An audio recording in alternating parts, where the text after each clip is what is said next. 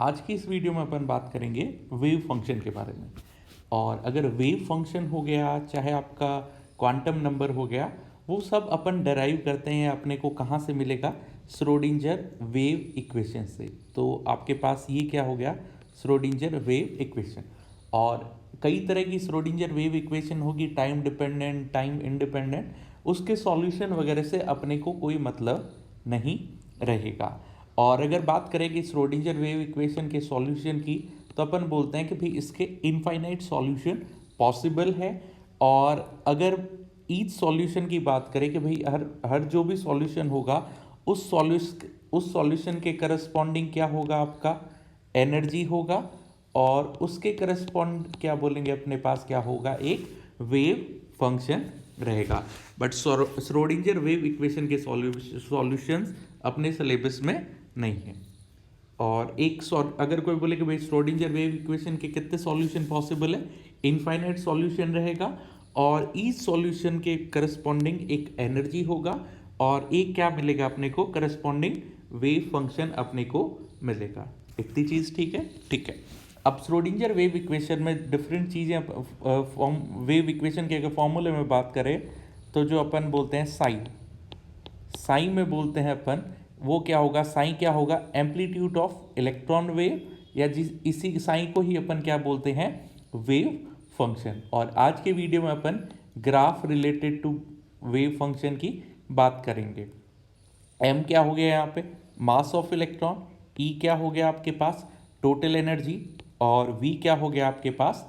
Potential energy. और आप double differentiation की यहाँ पे बात कर रहे हो।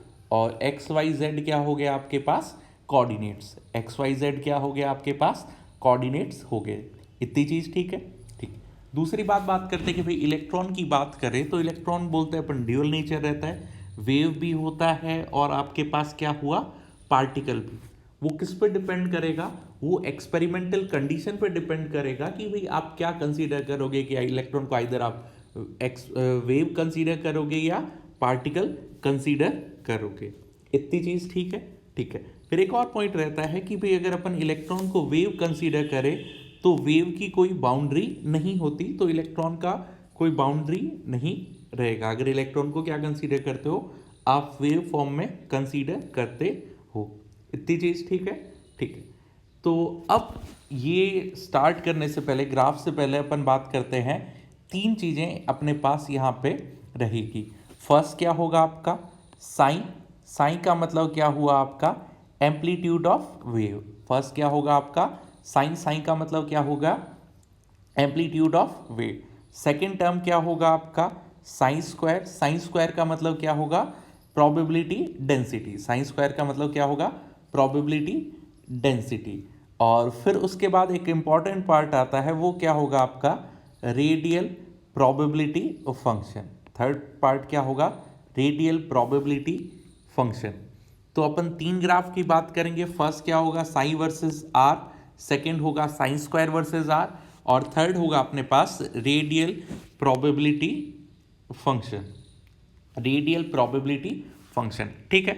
अब दोनों में ठीक है, साइन तो एम्पलीट्यूड हो गया, उससे कोई मतलब नहीं है। अब जो मेन ग्राफ रहते हैं, वो अपन बात करेंगे आइदर साइन स्क्वायर की बात करेंगे, या तो अपन बात करेंगे साइन स्क्वायर की, या अपन बात करेंगे रेडियल प्रोबेबिलिटी फंक्शन। ये दो ही चीज़ अपने पास क्या होगा? इंपॉर्टेंट रहेगा। तो इसको एक सिंपल तरीके से समझो कि भाई ये वाला पार्ट अपन ने क्या बोल दिया? ये न्यूक्लियस है। ये वाला पार्ट क्या हुआ आपका? न्यूक्लियस है। ठीक है। अब यहाँ पे दो चीज़ है, एक तो आपके पास क्या हुआ? साइन स्क्वायर हुआ, और एक हुआ रेडियल प्रोबेबिलिटी फंक्शन। अब साइन स्क्वायर बेसिकली बताएगा क्या? एक पर्टिकुलर पॉइंट पे आपको प्रोबेबिलिटी बताएगा। साइन स्क्वायर क्या करेगा? एक पर्टिकुलर पॉइंट पे आपका प्रोबेबिलिटी बताएगा। किसका? Finding of an electron. कि भाई पर्टिकुलर पॉइंट पे इलेक्ट्रॉन मिलने का प्रोबेबिलिटी कौन बताएगा आपके पास? साइन स्क्वायर बताएगा। ठीक है। अब ये पर्टिकुलर पॉइंट पे बात करें कि भाई इस पॉइंट पे क्या प्रोबेबिलिटी हुआ, यहाँ पे क्या प्रोबेबिलिटी हुआ, यहाँ पे क्या प्रोबेबिलिटी हुआ, अलग अलग पॉइंट पे प्रोबेबिलिटी की बात करता है कौन? Sine square. इतनी चीज़ ठीक है? ठीक है। अब दूसरी बात आती है कि आपके पास रेडियल प्रोबेबिलिटी फंक्शन क्या होगा? रेडियल प्रोबेबिलिटी फंक्शन क्या होगा आपका, एक रेडियल प्रोबेबिलिटी फंक्शन क्या रहता है अपने पास, एक पर्टिकुलर डिस्टेंस पे आपको प्रोबेबिलिटी बताएगा। कहाँ पे बताएगा, एक पर्टिकुलर डिस्टेंस पे, कि अगर मान लो आपका न्यूक्लियस है और आपको बोले कि भाई 10 पिकोमीटर डिस्टेंस पे प्रोबेबिलिटी बताओ, तो आप क्या बोलोगे, इस पूरे रीजन में जो भी इलेक्ट्रॉन फाइंडिंग का प्रोबेबिलिटी रहेगा वो आप कौन बात करेगा, आपका रेडियल प्रोबेबिलिटी फंक्शन। इतनी बात क्लियर हुई। तो सिर्फ सिंपल सा पॉइंट याद रखना, साइन स्क्वायर क्या करता है, एक पर्टिकुलर पॉइंट पे प्रोबेबिलिटी बताएगा, और रेडियल प्रोबेबिलिटी फंक्शन क्या करेगा, एक पर्टिकुलर डिस्टेंस पे आपको प्रोबेबिलिटी बताएगा। तो अगर सिर्फ आप साइन स्क्वायर की बात करो तो वो तो सिर्फ इस पॉइंट पे प्रोबेबिलिटी बताएगा, और अगर रेडियल प्रोबेबिलिटी फंक्शन की बात करो तो एक पूरे आर डिस्टेंस पे आपका स्पेरिकल आप कुछ बोल दो आप कि भाई ऐसा कुछ अपने पास रहेगा, वहाँ पे अपने पास कौन प्रोबेबिलिटी बताएगा, रेडियल प्रोबेबिलिटी फंक्शन। इतनी चीज़ क्लियर हुई, ठीक है। तो अब अपन ग्राफ की अगर बात करें तो यहाँ पे अपन 3 ग्राफ की बात कर रहे हैं, 1s 2s और 2p, ठीक है। तो जो साई का वैल्यू है, तो साई बेसिकली अपने को कहाँ से मिला, साई का वैल्यू या ये वैल्यू अपने को कहाँ से मिलेगा, जब अपन श्रोडिंगर वेव इक्वेशन को सॉल्व करेंगे तो अपने को ये वाला साई का ग्राफ अपने को मिलेगा। फर्स्ट ग्राफ किसका है आपका, साई वर्सेस आर, आर का मतलब न्यूक्लियस से डिस्टेंस की बात कर रहे हो, ठीक है, इतनी चीज। फिर सेकंड वाला ग्राफ किसके लिए है आपका, sine square versus R. Sine square में क्या कर दिया अपन ने कि भाई एक चीज और ध्यान रखना कि भाई साइन का वैल्यू क्या हो सकता है आपका, पॉजिटिव भी हो सकता है और क्या पॉसिबल है, नेगेटिव, और साइन का कोई फिजिकल सिग्निफिकेंस आपके पास नहीं रहता। और अगर साइन स्क्वायर की बात करें तो साइन स्क्वायर क्या बताएगा, एक पर्टिकुलर पॉइंट पे आपको प्रोबेबिलिटी बताएगा कि यहाँ पे इलेक्ट्रॉन मिलने का क्या प्रोबेबिलिटी आपके पास रहेगा। इतनी चीज ठीक है। फिर अपन ने एक टर्म लिखा था नोड, एक टर्म लिखा था नोड। नोड का मतलब क्या हुआ, जहाँ पे probability of finding an electron क्या हो जाए आपका, जीरो, जहाँ पे इलेक्ट्रॉन मिलने का प्रोबेबिलिटी क्या हो जाए, जीरो, उसको क्या बोलोगे, नोड। तो बताइए इसमें साइन स्क्वायर, इन 3 ग्राफ को देख के बताइए इनमें से कहाँ पे आपको साइन स्क्वायर का वैल्यू जीरो दिख रहा है। तो अपन बोलते हैं कि भाई 2s में एक पॉइंट दिख रहा है जहाँ पे साइन स्क्वायर का वैल्यू क्या हो रहा है, जीरो। इसका मतलब ये कौन सा पॉइंट होगा आपका, नोड। तो नोड सब लोगों को क्लियर हुआ कि ऐसा पॉइंट जहाँ पे आपका साइन स्क्वायर का वैल्यू जीरो हो जाए, या ऐसा पॉइंट जहाँ पे इलेक्ट्रॉन फाइंडिंग का प्रोबेबिलिटी क्या हो, जीरो हो, उसको क्या बोलेंगे अपन, नोड। इतनी बात क्लियर है, ठीक है। फिर इसके बाद थर्ड पार्ट आता है आपका, वो क्या होता है, radial probability function. Third part क्या होगा आपका, रेडियल प्रोबेबिलिटी फंक्शन। और रेडियल प्रोबेबिलिटी फंक्शन बेसिकली होगा क्या आपका, radial probability function is equal to 4 pi R square sine square, कि भाई अपन ने साइन स्क्वायर को किससे मल्टीप्लाई कर दिया, 4 पाई आर स्क्वायर से मल्टीप्लाई कर दिया। तो आपके पास किसका ग्राफ आ जाएगा, रेडियल प्रोबेबिलिटी फंक्शन का ग्राफ आ जाएगा। इतनी चीज ठीक है, कोई प्रॉब्लम नहीं है। एक और चीज कि भाई जो अपन नोड की बात करते हैं, किसकी बात कर रहे हैं, नोड की बात कर रहे हैं। तो अगर अपन बात करें कि भाई ये सारे ग्राफ आपके पास क्या हो रहे हैं, 0 0 से स्टार्ट हो रहे हैं। जितने भी ग्राफ अपन बात करें, आइदर 1s के लिए बात करो, 2s के लिए बात करो, चाहे 3s के लिए बात करो, इनिशियल पॉइंट क्या हो रहा है आपका, 0। इसका मतलब रेडियल प्रोबेबिलिटी फंक्शन आपका ओरिजिन पे नोड के बारे में इंफॉर्मेशन नहीं देता, क्योंकि भाई अगर r इज इक्वल टू 0 पे बात करें, r इज इक्वल टू 0 पे बात करें तो r का वैल्यू 0 हो जाए, चाहे प्रोबेबिलिटी कुछ भी हो, रेडियल प्रोबेबिलिटी फंक्शन का वैल्यू क्या होगा आपका, 0 ही होगा। इसीलिए अपन बोलते हैं रेडियल प्रोबेबिलिटी फंक्शन वाला ग्राफ ऑलवेज कहाँ से स्टार्ट होगा आपका, ओरिजिन से स्टार्ट रहेगा। इतनी बात ठीक है। और बेसिकली अपन ने किया क्या कि भाई आपके पास साइन स्क्वायर का वैल्यू आया था, उसको मल्टीप्लाई किससे कर दिया, 4 पाई आर स्क्वायर से। किससे मल्टीप्लाई कर दिया, 4 पाई आर स्क्वायर से। इतनी चीज ठीक है। तो आपको 1s 2s 2p वाले ग्राफ याद रहेंगे, या ग्राफ वगैरह ड्रॉ करना और आप लोगों को ये ग्राफ याद रखने रहेंगे, क्योंकि पेपर में डायरेक्टली ये ग्राफ दे देगा, बोलेगा कि बताइए साइन स्क्वायर का ग्राफ दिया हुआ है, बताइए किसके लिए ग्राफ रहेगा। आप क्या बोलोगे, ये ग्राफ किसके लिए है, आपका 2p के लिए ग्राफ रहेगा।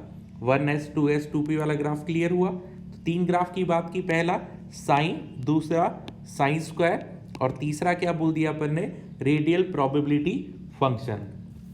इतनी चीज क्लियर है, ठीक है। अब इस ग्राफ को देख के एक और पॉइंट अपने को यहाँ पे माइंड में आता है कि अगर आप साइन स्क्वायर की बात करें तो साइन स्क्वायर की वैल्यू न्यूक्लियस पे तो बहुत ज़्यादा है, बट रेडियल प्रोबेबिलिटी फंक्शन का वैल्यू 0 क्यों हो जाता है, क्योंकि आपका ओरिजिन पे r का वैल्यू क्या होगा, 0 होगा। इसीलिए आप बात करोगे कि भाई radial probability function even 1s का भी आपका किधर से स्टार्ट होगा, 0 से होगा, चाहे आपका प्रोबेबिलिटी साइन स्क्वायर का वैल्यू चाहे कितना ही ज़्यादा क्यों न हो। तीनों ग्राफ क्लियर हुए, ठीक है। फिर इसके बाद आता है नेक्स्ट ग्राफ, अपन बात करेंगे 3s के लिए। इसके बाद नेक्स्ट ग्राफ अपन किसके लिए बात करेंगे, 3s। और 3s में अगर साइन की बात करें, अपन किसकी बात करें, साइन का ग्राफ। और अपन ने बोला था साइन का वैल्यू क्या पॉसिबल है, नेगेटिव भी पॉसिबल है। तो यहाँ पे साइन का वैल्यू क्या आ रहा है, पॉजिटिव, और इस रीजन में साइन का वैल्यू क्या आ रहा है आपका, नेगेटिव। और अपन ने क्या कर दिया, साइन स्क्वायर की बात करें तो अपने को जो भी साइन का वैल्यू मिला उसका क्या कर दिया अपन ने, स्क्वायर कर दिया। उसका क्या कर दिया, स्क्वायर कर दिया। स्क्वायर करते ही क्या होगा, नेगेटिव वाला पार्ट भी क्या हो गया आपके पास, पॉजिटिव मिल गया। नेगेटिव वाला पार्ट भी अपने को क्या मिल गया, पॉजिटिव मिल गया। इतनी बात क्लियर है, कोई दिक्कत नहीं है। और उसके बाद अपन ने बात की किसकी, radial probability function. Radial probability function, तो उसका ग्राफ क्या रहेगा आपका, कुछ ऐसा रहेगा। और ये पॉइंट सबको क्लियर हुआ ना कि भाई न्यूक्लियस पे अपन ने ये 0 0 से क्यों स्टार्ट हुआ, क्योंकि आपके पास r का वैल्यू क्या रहेगा, 0। चाहे साइन स्क्वायर का वैल्यू कितना ही ज़्यादा हो, आपका ये ग्राफ किससे स्टार्ट होगा, ओरिजिन से स्टार्ट होगा। इतनी बात क्लियर है, कोई प्रॉब्लम नहीं, ठीक है। उसके बाद बात की अपन ने, नेक्स्ट ग्राफ क्या है आपका 3p। सेम स्टोरी, आप साइन के लिए ग्राफ, आप साइन का ग्राफ कैसे प्लॉट करोगे, या साइन का वैल्यू कहाँ से मिला अपने को, श्रोडिंगर वेव इक्वेशन से। अगर उसको स्क्वायर कर दो तो आपके पास क्या मिल जाएगा, साइन स्क्वायर। साइन स्क्वायर का मतलब प्रोबेबिलिटी एट पर्टिकुलर पॉइंट, ठीक है। अगर उसको मल्टीप्लाई किससे कर देते हो आप, प्रोबेबिलिटी को मल्टीप्लाई कर देते हो 4πr² से, इसका मतलब क्या हो गया, ये वैल्यू क्या होगा, रेडियल प्रोबेबिलिटी फंक्शन। ये क्या होगा आपके पास, रेडियल प्रोबेबिलिटी फंक्शन। और साइन स्क्वायर और रेडियल प्रोबेबिलिटी फंक्शन में क्या डिफरेंस रहता है, साइन स्क्वायर क्या करेगा, आपका एक पर्टिकुलर पॉइंट पे प्रोबेबिलिटी बताएगा, और रेडियल प्रोबेबिलिटी फंक्शन क्या करता है, आपका आर डिस्टेंस पे, एक पर्टिकुलर डिस्टेंस पे आपका प्रोबेबिलिटी की बात करेगा। इतनी चीज ठीक है। तो बेटर आइडिया अपने को किससे मिलता है, रेडियल प्रोबेबिलिटी फंक्शन से अपने को बेटर आइडिया मिलता है कि आपके पास क्या प्रोबेबिलिटी रहेगा इलेक्ट्रॉन फाइंडिंग का। इतनी चीज ठीक है। अब 2p के बाद क्या है, 3p के बाद नेक्स्ट चीज क्या है आपका 3d।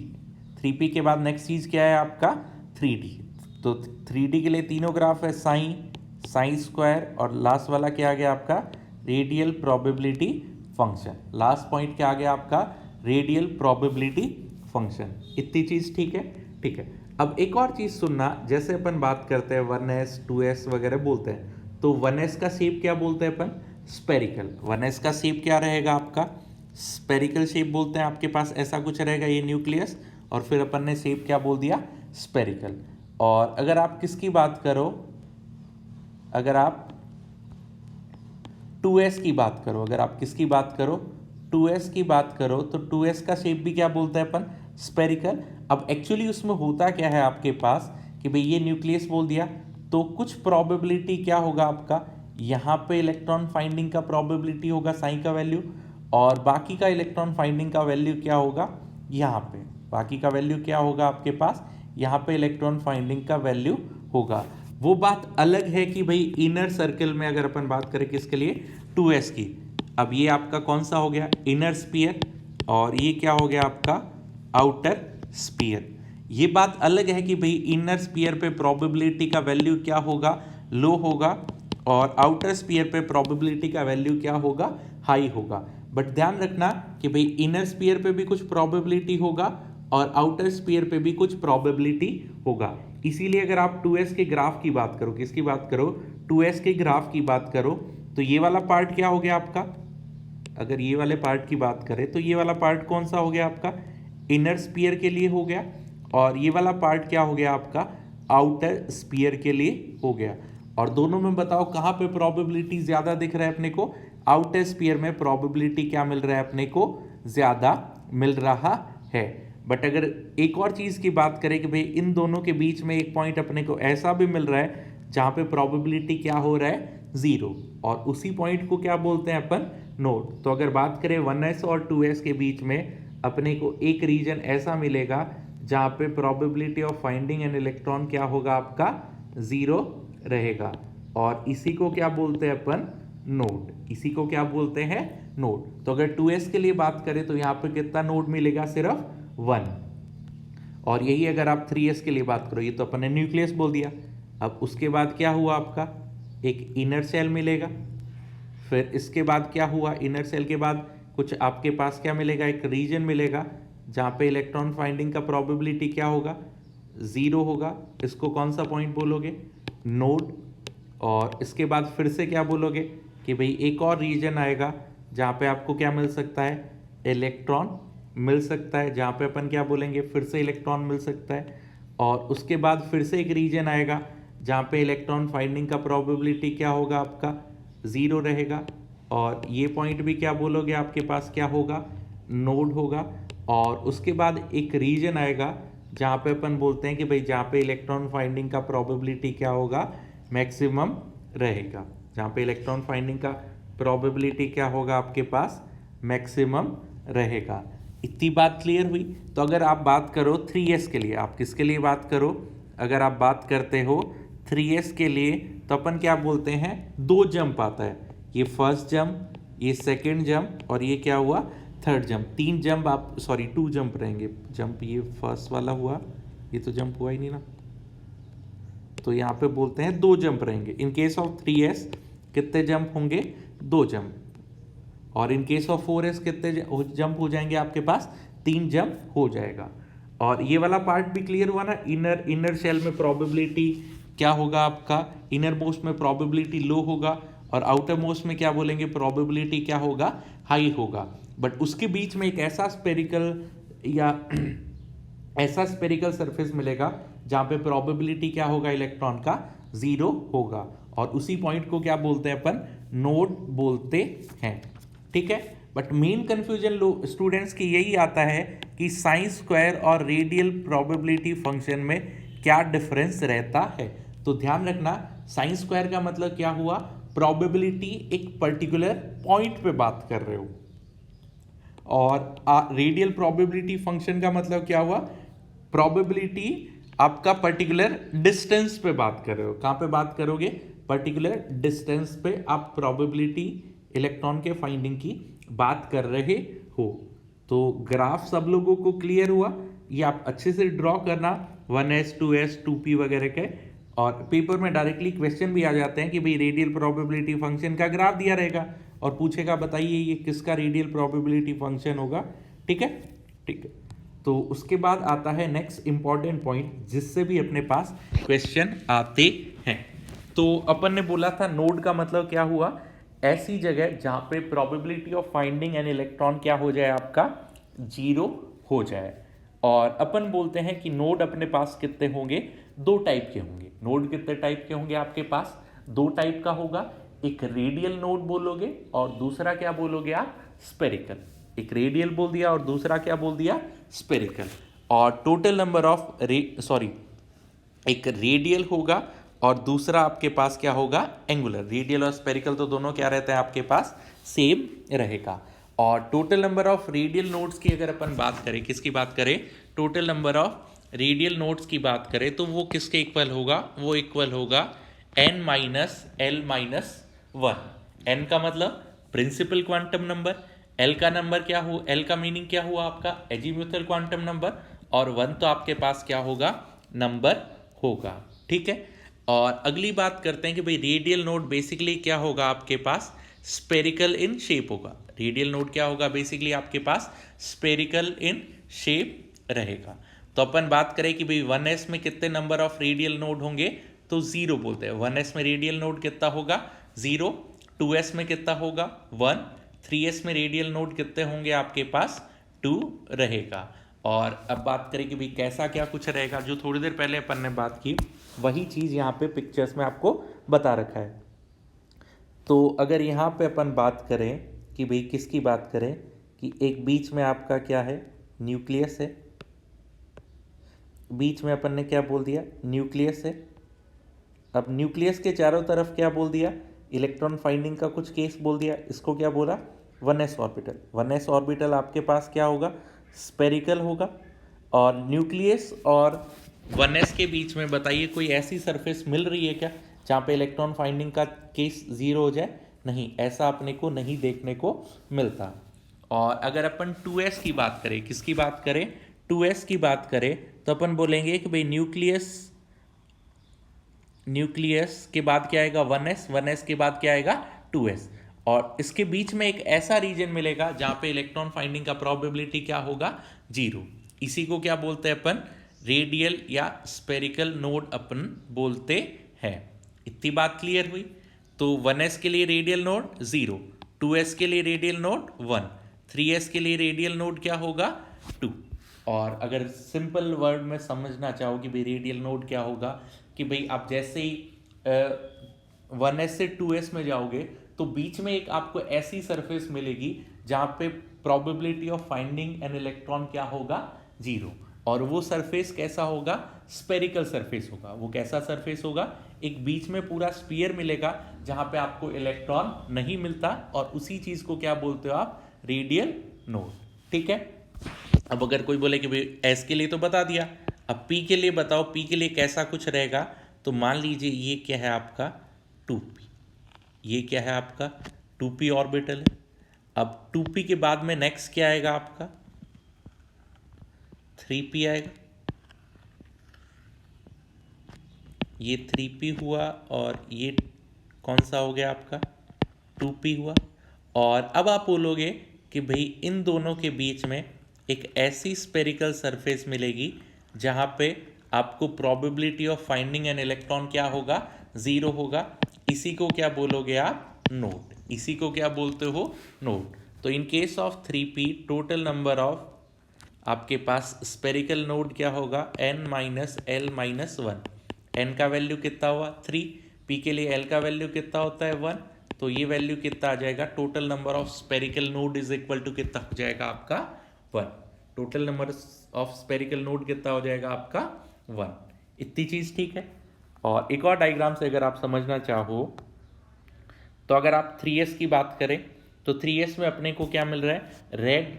अगर अपन बात करें कि रेड कलर में अपने को क्या मिल रहा है, 2 स्पीयर मिल रहे हैं, और इन्हीं को अपन कौन से नोड बोलते हैं, रेडियल और स्पेरिकल नोड। अगर फॉर्मूले के बेसिस पे बात करो तो 3s में total number of spherical node n minus L minus 1।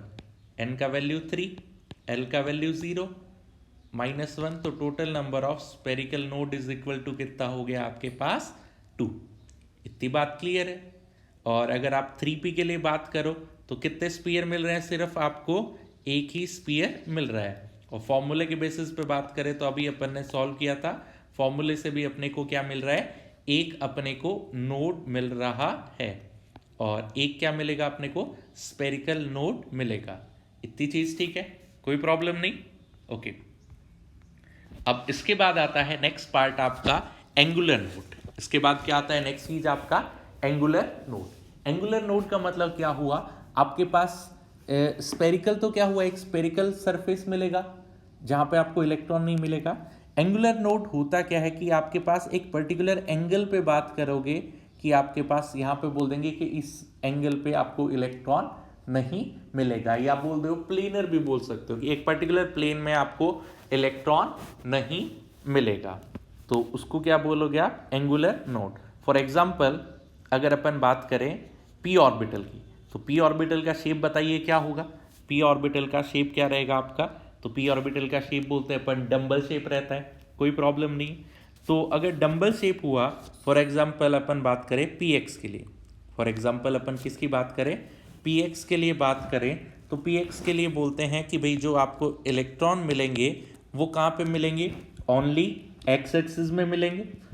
कि आप इलेक्ट्रॉन मिलने की बात करोगे कि भाई कहाँ बात करोगे, यहीं पे इस पॉइंट पे बात करोगे, ये आपका प्लस एक्स एक्सिस में हो गया और ये क्या हो गया, माइनस एक्स में हो गया, और बीच में क्या होगा आपका ओरिजिन होगा।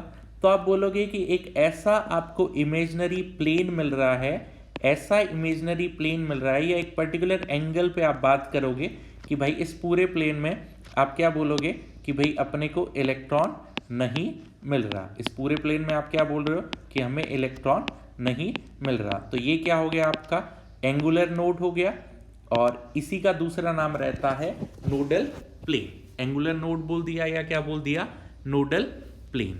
ठीक है, और आप याद रखना पी एक्स का नोडल प्लेन क्या होगा, वाई जेड, पी वाई का नोडल प्लेन क्या होगा, एक्स जेड, पी जेड का नोडल क्या होगा आपका एक्स वाई। याद रखने के लिए ऐसे बोल देना कि भाई अपने को पता है एक्स वाई जेड 3 एक्सिस है, तो अगर पी एक्स की बात कर रहे हो तो बाकी कौन से बचे, वाई जेड, तो नोडल प्लेन क्या हो गया, वाई जेड। और अगर यही पी वाई की बात कर रहे हो तो कौन सी दो चीज़ें बाकी रही, एक्स जेड, तो नोडल प्लेन क्या हो गया, एक्स जेड। और अगर यही पी जेड के लिए बात कर रहे हो तो कौन सी दो चीज़ें बाकी रहेगी, एक्स वाई, तो नोडल प्लेन क्या हो गया आपका X Y. I hope angular node आप लोगों को क्लियर हुआ। एक और एग्जांपल देख लेते हैं अपन कि भाई एंगुलर नोड अगर अपन बात करें किसके लिए, पी जेड के लिए, अगर पी ऑर्बिटल की बात करें तो शेप क्या बोलोगे, डबल डंबल बोलोगे। आप बोलोगे कि भाई इस पर्टिकुलर रीजन में, इस पर्टिकुलर रीजन में आप बोलोगे कि भाई यहीं पे अपने को इलेक्ट्रॉन फाइंडिंग का प्रोबेबिलिटी क्या है, सबसे ज़्यादा रहेगा, इतने में कोई प्रॉब्लम नहीं है। और आप बोलोगे कि भाई सिर्फ कहाँ पे मिल रहे हैं, कौन से, ओनली एक्स एक्सिस में मिल रहा है, ओनली इलेक्ट्रॉन कहाँ पे मिलेंगे अपने को, एक्स एक्सिस में मिलेगा। तो अगर पी जेड की बात करें तो आपका नोडल प्लेन क्या होगा, एक्स वाई, आपका नोडल प्लेन क्या होगा, एक्स वाई, या एंगुलर नोड क्या होगा, एक्स वाई प्लेन। इतनी चीज ठीक है। तो आप बोलोगे कि भाई बीच में एक ऐसा ओरिजिन होगा, बीच में एक ऐसा प्लेन आपको मिलेगा जहां पे इलेक्ट्रॉन फाइंडिंग का प्रोबेबिलिटी क्या है आपका 0 रहेगा।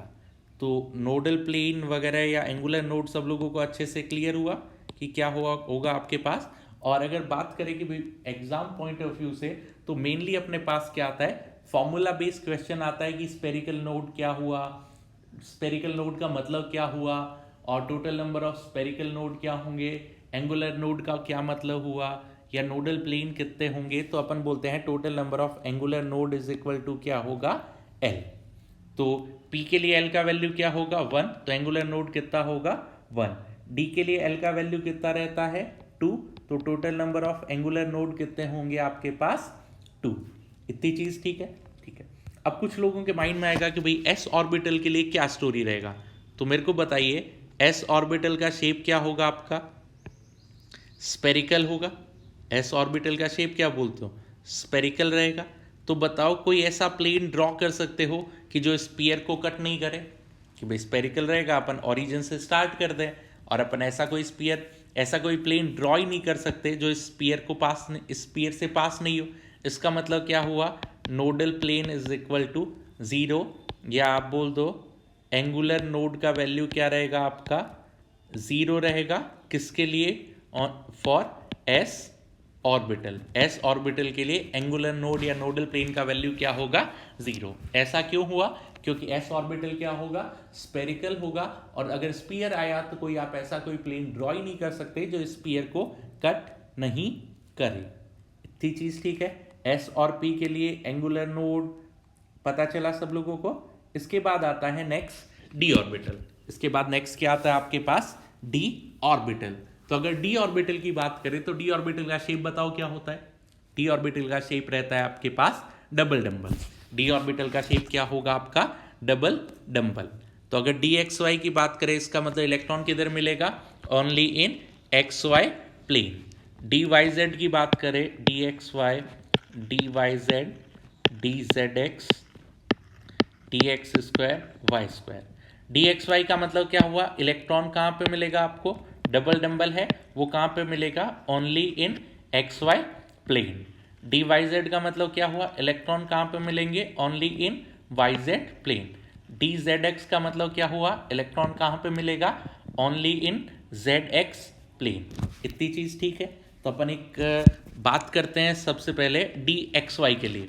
तो आप बोलोगे कि भाई जो इलेक्ट्रॉन फाइंडिंग की बात कर रहे हो कि भैया इलेक्ट्रॉन कहाँ पे मिलेंगे, सिर्फ आपको एक्स वाई प्लेन में मिलेंगे, और जो इलेक्ट्रॉन क्लाउड होगा उसका शेप क्या होगा आपका, डबल डंबल के जैसा। उसका शेप क्या होगा आपके पास, डबल डंबल के जैसा रहेगा। इतनी चीज़ ठीक है।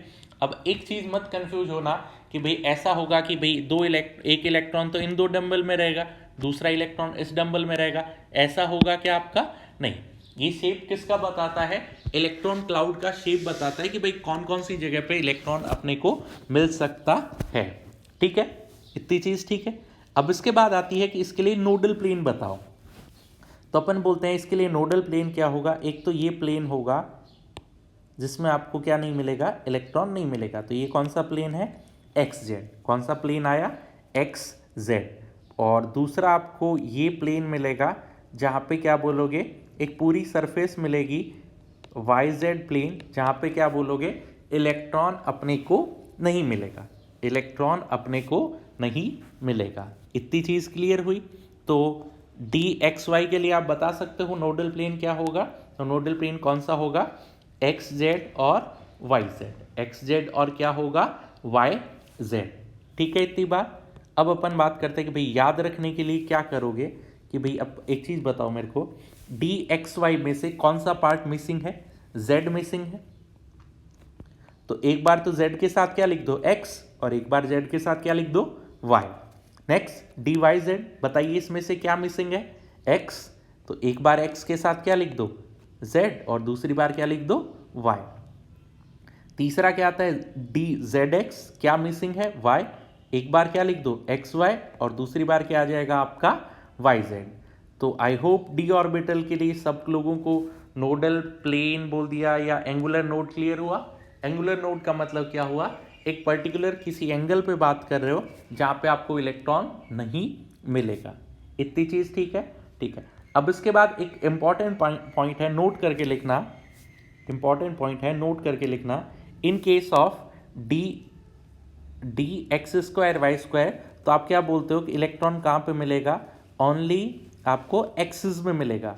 कि भाई अगर क्वेश्चन आए डी में से ऐसा कौन सा ऑर्बिटल है जहाँ पे आपको एक्सिस पे इलेक्ट्रॉन मिलता है, तो आप क्या बोलोगे, D X square Y square. कौन सा ऑर्बिटल होगा, डी एक्स स्क्वायर और वाई स्क्वायर, जिसमें इलेक्ट्रॉन कहाँ पे मिलेगा आपको, एक्स और वाई एक्सिस में इलेक्ट्रॉन मिलेगा। इतनी चीज़ ठीक है, कोई प्रॉब्लम नहीं। अब अगली बात आती है कि बताइए इसमें नोडल प्लेन कौन सा होगा। तो अपन बोलते हैं कि भाई ऐसा तो कुछ पर्टिकुलर नाम वाला तो प्लेन मिल नहीं रहा, X Y Y Z Z X, ऐसा तो कोई प्लेन मिल नहीं रहा। बट अगर अपन बात करें कि 45 डिग्री पे बात करें, अपन किस पे बात करें, 45 डिग्री ऑफ एक्स एक्सिस, और 45 ही अगर अपन किसकी बात करें, वाई एक्सिस पे बात करें, अगर इस प्लेन की बात करें 45 डिग्री पे, तो अपने को दो ऐसे प्लेन मिलेंगे जहाँ पे आपको इलेक्ट्रॉन क्लाउड नहीं मिलेगा। और यही कौन से प्लेन होंगे आपके पास, नोडल प्लेन। यही कौन से प्लेन होंगे, नोडल प्लेन। इनका कोई नाम नहीं हुआ पर्टिकुलरली, बट आप बोल सकते हो कि भाई आप अगर क्या करो, एक्स जेड और वाई जेड प्लेन को अगर आप 45 डिग्री पे रोटेट कर दो तो आपको क्या मिलेगा, नोडल प्लेन मिलेगा। किसके केस में, D X square Y square. और बताइए ऐसा कौन सा ऑर्बिटल है डी का जिसमें इलेक्ट्रॉन क्लाउड आपको ओनली एक्सिस पे देखने को मिलेगा। तो उसका आंसर होगा D X square Y square. ठीक है, अब उसके बाद आता है सबसे इंपॉर्टेंट और याद रखने वाला चीज, वो होगा डी जेड स्क्वायर। वो क्या होगा आपका, डी जेड स्क्वायर। और डी जेड स्क्वायर का शेप क्या बोलते हैं अपने पास, एक डंबल रहेगा और बीच में क्या फॉर्म करेगा आपका, रिंग। एक डंबल रहेगा और साथ में क्या आएगा अपने पास, रिंग। ये किसका शेप होगा, डी जेड स्क्वायर का। तो अगर बोले कि भाई डी ऑर्बिटल में कौन सा ऐसा है जिसमें आपके पास बीच में रिंग बनता है, तो आप क्या बोलोगे, डी जेड स्क्वायर में आपके पास क्या फॉर्म करेगा, रिंग फॉर्म करेगा। तो आपका अगर इसकी बात करें, इसमें नोडल प्लेन की बात करें तो वो क्या होगा आपका 0, क्योंकि बीच में रिंग फॉर्म कर रहा है। तो आप चाहे कोई सा भी प्लेन ड्रॉ कर लो, वो रिंग को क्या करेगा, कट करेगा। और रिंग को कट करने का मतलब रिंग पे तो इलेक्ट्रॉन मिल रहा है, इसका मतलब उस प्लेन पे भी क्या होगा, इलेक्ट्रॉन मिलेगा। तो डी जेड स्क्वायर ही एक ऐसा ऑर्बिटल है डी का, जिसमें बाय फॉर्मूले की बात करें तो फॉर्मूले से आंसर कितना आना चाहिए था, 2 आना चाहिए था, बट एक्चुअली इसमें कोई नोडल प्लेन आपको नहीं मिलेगा। इसका रीजन क्या हो गया, क्योंकि इसमें क्या बन जाता है आपका, डी जेड स्क्वायर में आपके पास रिंग फॉर्म करेगा। और अगर रिंग फॉर्म किया है तो आप बोलोगे कि भाई इसमें कोई ऐसा प्लेन ड्रॉ ही नहीं कर सकते जो इस रिंग को कट नहीं करे। इतनी चीज़ क्लियर है। तो आपके पास एटॉमिक स्ट्रक्चर वाला पार्ट क्लियर हुआ। अगर इसमें कोई डाउट वगैरह रहे तो मेरे को नॉर्मल मैसेज कर देना कि सर हमें ये वाला पार्ट समझ में नहीं आया। ठीक है, अभी एक क्वेश्चन भी अपन देख लेते हैं कि क्वेश्चन आया है कि the probability distribution curve for 2s appears like that of, कि भाई 2s का कर्व आपका किसके जैसा सिमिलर देखने को मिल रहा है। किसके लिए बात कर रहा है, प्रोबेबिलिटी डिस्ट्रीब्यूशन। किसके लिए बात कर रहा है, प्रोबेबिलिटी डिस्ट्रीब्यूशन कर्व की बात कर रहा है। ठीक है, इसका आंसर क्या होगा आपका 3p होगा। आप अपने आप से सॉल्व कीजिए और देखिए कि भाई 3p आता है कि नहीं आता। ठीक है, तो अभी आज आपका एटॉमिक स्ट्रक्चर कंप्लीट हो गया। नेक्स्ट लेक्चर में अपन पीरियडिक टेबल स्टार्ट करेंगे। Okay, thank you.